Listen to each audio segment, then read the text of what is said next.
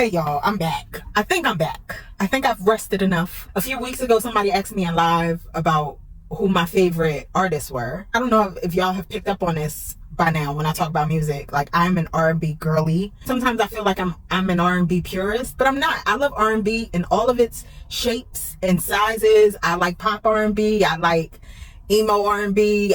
I like traditional R&B. I like old school R&B. I like new R&B. I just like R&B. So I decided to make a list of my faves, and I would be curious to hear who your faves are. All right, here we go.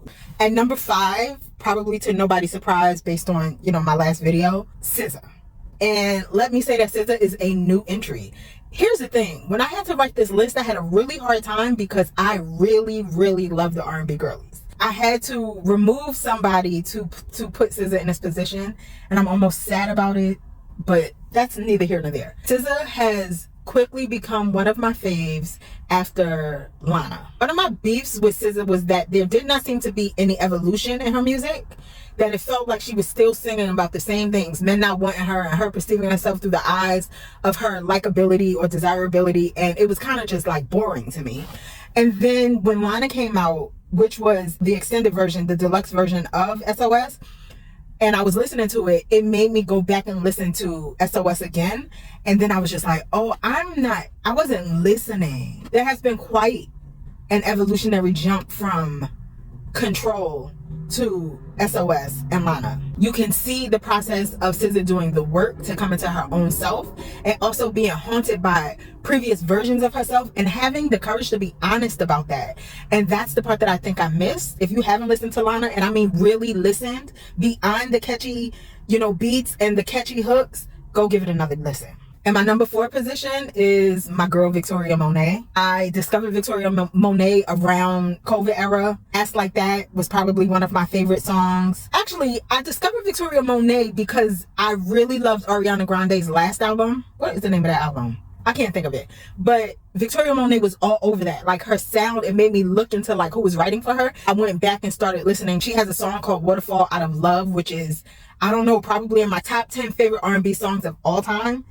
It might be at least top 20. But anyway, I really love her pen. I love her alliteration. I love how witty she is and clever in the way that she uses language to get points across. She has this song called Persuasive with Bryson Tiller. They're clearly talking about sex, but they're using words that have nothing to do with sex. It's just so catchy. And I think she's a brilliant songwriter. I think her voice is underrated. She's an amazing dancer. She's an overall talent. And I have a lot of respect for her. Honestly, if it wasn't that I had such a deep affinity for the top 2, she would be higher up. It bothers me every time I bring her up because she does not get the credit that she deserves as a music creator. The way songs so perfectly embody her voice and who she is. She has such a signature sound. She has such a distinct sound. If you hear her, you know that it's her. In my opinion, she doesn't miss. Project after project is just consistently well done, but she doesn't get the credit that she deserves. It's Kiana Lede. Yes. Kiana Lede she just gets R&B. I don't remember the first song I heard from Kiana Lede, but it made me immediately go look into her catalog. And then it was for about 3 or 4 months, everything I listened to was Kiana Lede. Literally. Her last album is my favorite Kiana album that she's ever released. It's Grudges. She has a song on there with Bryson Tiller called Gone. Love that.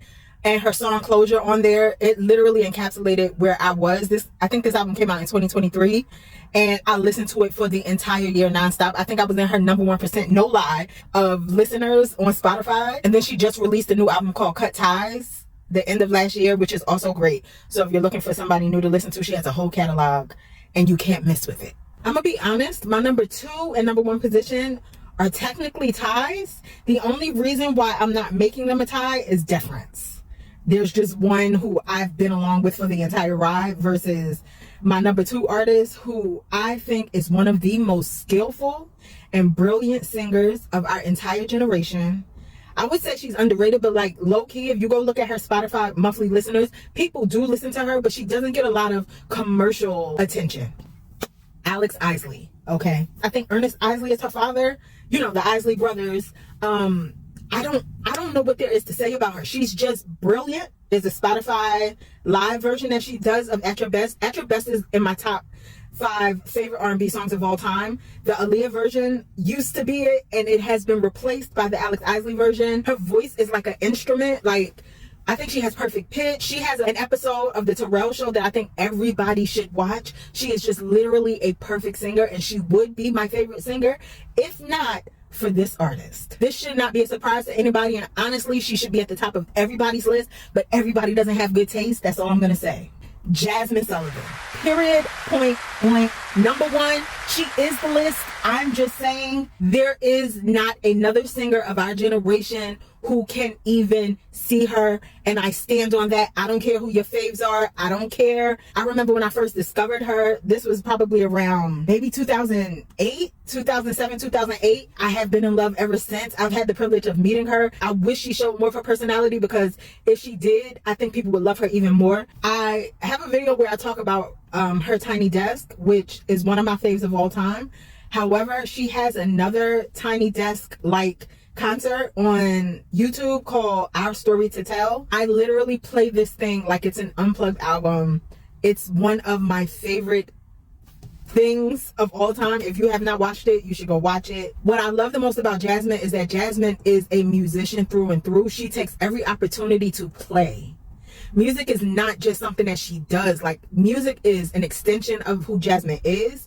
And if you watch her live performances, you will never hear the same song done the same way twice. She takes the opportunity to literally encase herself in the music. I have so much respect for her artistry. So that's my top 5 R&B. However, there are some extensions to this list, so I'm gonna come back. I got top 5 R&B guys. I have top 5 R&B UK girlies. So let me know below if you want these other lists. All right, peace.